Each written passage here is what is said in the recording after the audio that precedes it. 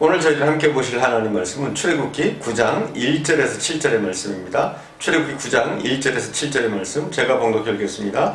여호와께서 모세에게 이르시되 바로에게 들어가서 그에게 이르라. 히브리 사람이 하나님 여호와께서 말씀하시기를 내 백성을 보내라. 그들이 나를 섬길 것이니라. 내가 만일 보내기를 거절하고 억지로 잡아두면 여호와의 손이 들에 있는 내 가축 곧 말과 나귀와 낙타와 소와 양에게 더하리니 심한 돌림병이 있을 것이며 여호와가 이스라엘의 가축과 애굽의 가축을 구별하리니 이스라엘 자손에게 속한 것은 하나도 죽지 아니하리라 하셨다 하라 하시고 여호와께서 기한을 정하여 이르시되 여호와가 내일 이 땅에 이 일을 행하리라 하시더니 이튿날에 여호와께서 이 일을 행하시니 애굽의 모든 가축은 죽었으나 이스라엘 자손의 가축은 하나도 죽지 아니한지라. 바로가 사람을 보내어 본즉 이스라엘 가축은 하나도 죽지 아니하였더라. 그러나 바로의 마음이 완강하여 백성을 보내지 아니하니라. 하나님은 우리를 사랑하십니다. 그리고 우리에게 좋은 것을 주시길 원하십니다. 하나님 주시는 말씀은 전부 복을 향한 말씀인데 사람들은 자기 생각이 잘못되어서 하나님이 자신을 더 잘못되게 하려고 하는 것인 줄 착각할 때가 많습니다. 하나님은 절대 그런 분이 아닙니다. 우리가 망하기를 바라는 분이 아니라 고통스럽기를 바라는 분이 아닙니다. 좋은 것으로 주시길 원하시고 우리에게 복 주시기를 원하시는 하나님이십니다.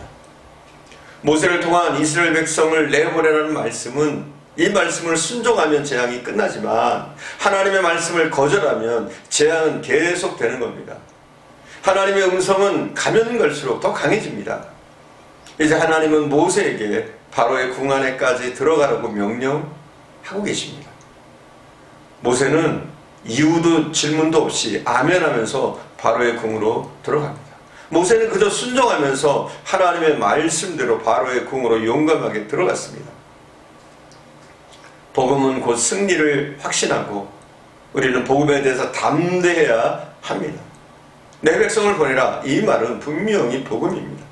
이스라엘 백성에게 얼마나 기다렸던 말씀입니까? 그들이 얼마나 사모하면서 이 말씀이 떨어지기를 기다렸을까요? 하나님이 말씀하십니다. 내 백성을 보내라. 하나님의 명령입니다. 이스라엘 백성을 향한 하나님의 뜻입니다. 분명히 하나님은 자기 백성을 찾아가십니다.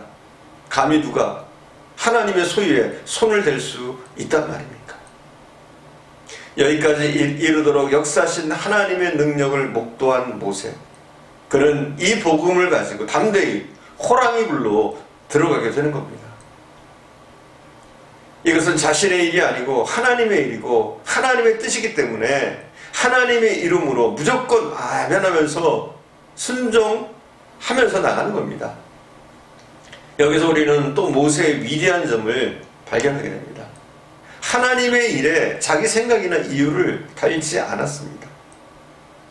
모세가 바보인가요? 아니에요. 누구보다도 그 시대에 똑똑했던 총명했던 사람입니다. 하지만 그 총명했던 사람이 총명했기 때문에 오히려 하나님을 깨닫고 하나님의 말씀에 절대적으로 순종합니다. 사랑하는 여러분, 우리도 모세처럼 복음 증거의 지상 사명을, 지상 명령을 하나님으로부터 받은 사람들입니다. 어떤 박해와 고난이 기다린다 해도, 혹 생명의 위협이 기다린다고 해도 이 사명을 우리는 감당하려고 애써야 되는 줄 믿습니다. 모세가 보기에는 바로가 대단해 보이지만 하나님과 비교하면 아무것도 아닙니다. 인간이 세운 왕, 그 왕을 창조주 하나님과 어떻게 비교할 수가 있겠습니까? 자신이 창조주 하나님의 정권대사다, 이런 생각을 하니까 이 모세는 바로도 눈 아래로 보이게 되는 겁니다. 하나님의 정권대사가 그 명령을 가지고 가는데 사정하고 구걸하겠습니까? 안 받으면 칠 수 있는 진노의 막대기를 가지고 왔는데 무엇이 두렵겠습니까? 그러므로 복음은 꼭 승리를 가져온다는 사실을 우리는 믿어야 됩니다. 복음을 의지하고 믿고 신뢰하고 나가면 결국은 우리는 복음으로 승리합니다. 사랑하는 여러분, 여러분이 하나님의 사랑을 남에게 심어주면 여러분의 자녀가 남에게 칭찬과 인정을 받을 것입니다. 그렇습니다. 우리가 하나님을 잘 섬기면 나뿐만 아니라 나의 자녀들에게 하나님의 복이 임하게 됩니다. 물질을 하나님의 이름으로 심으면 물건이 여러분의 가정을 떠나지 않을 겁니다. 순종의 무릎을 꿇고 기도하면 어둠이 물러가고 늘 승리하는 부활의 축복을 맞이할 겁니다. 택한 백성을 주 앞으로 인도하면 여러분의 자녀의 머리에 별 달린 면류관을 씌우는 것과 같습니다. 남에게 복음을 전하는 것은 승리를 향해서 달려나가는 것과 같습니다. 여러분, 기다리지 말고 주저하지 말고 이 복음 전하는 일에 우리가 담대하게 나설 수 있기를 바랍니다. 분명 오늘 본문을 통해서 보여지는 것은 복음을 거절하면 실패와 절망이 찾아온다는 겁니다. 하나님의 백성을 보내기를 거절하면 물질적인 엄청난 손해가 올 것을 경고하고 있습니다. 2절과 3절 본문을 보면 내가 만일 심한 돌림병이 있을 것이다 이렇게 말합니다. 가축 곧 말과 나귀와 약대와 우양에게 심한 전염병을 보내서 죽게 하겠다는 것이 하나님의 말씀입니다. 다섯 번째 내려진 이 전염병의 재앙은 애굽 온 천지에 경제적으로 대혼란을 가져오게 됩니다. 군사용으로 사용하던 말, 단거리 수송용으로 사용되어지던 나귀, 장거리 수송용으로 사용되어지던 약대가 악질로 움직일 수가 없다면 애굽 천지가 어떻게 되었겠습니까? 엉망진창이 되었겠죠. 모든 이동수단이 단절되어졌습니다. 그들의 먹거리가 사라졌습니다. 온 천지가 어떻게 되었겠습니까? 여러분에게 말씀을 강론하면 어떤 분들은 기분에 맞지 않는다고 거절합니다.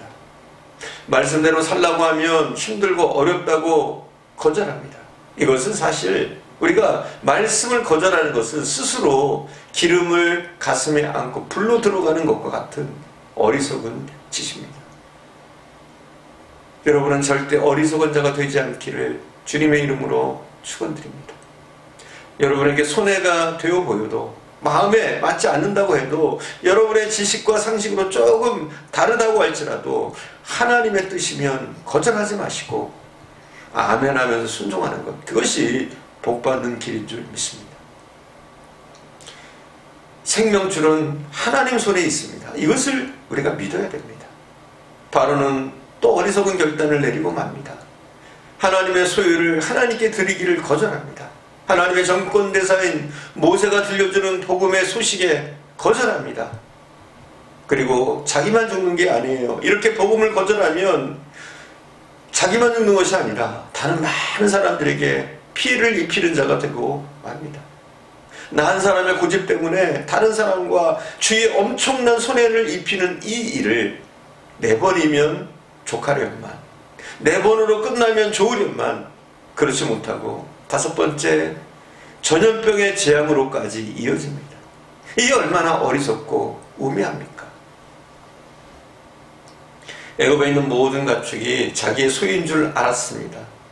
악질로 넘어지는 가축을 보면서 왜 마음이 더 완악해집니까? 모든 만물을 하나님의 손에서 움직이고 있다는 사실을 하나님은 분명히 보여주셨습니다. 깨달으면 됩니다. 그리고 순종하면 됩니다. 무릎 꿇으면 됩니다. 악질로 애굽의 모든 생축은 넘어지는데 이스라엘의 가축은 하나님이 지켜주셔서 하나도 죽지 않았습니다. 이것을 보면서 바로는 느껴야 했습니다. 또 우리는 이것을 보면서 교훈을 얻어야 됩니다. 나에게 주어진 생애도, 내 가족도, 가정도, 물질도 모든 것의 주인은 하나님이십니다. 그러므로 우리 성도는 현실의 삶에서 하나님께 감사하면서 하나님 중심으로 하나님 말씀에 순종하면서 하나님께 영광 돌리는 그 일에 나의 생애를 바칠 때 그것이 가장 멋진 인생이고 축복받는 삶이 되어주는 줄 믿습니다. 기도하겠습니다.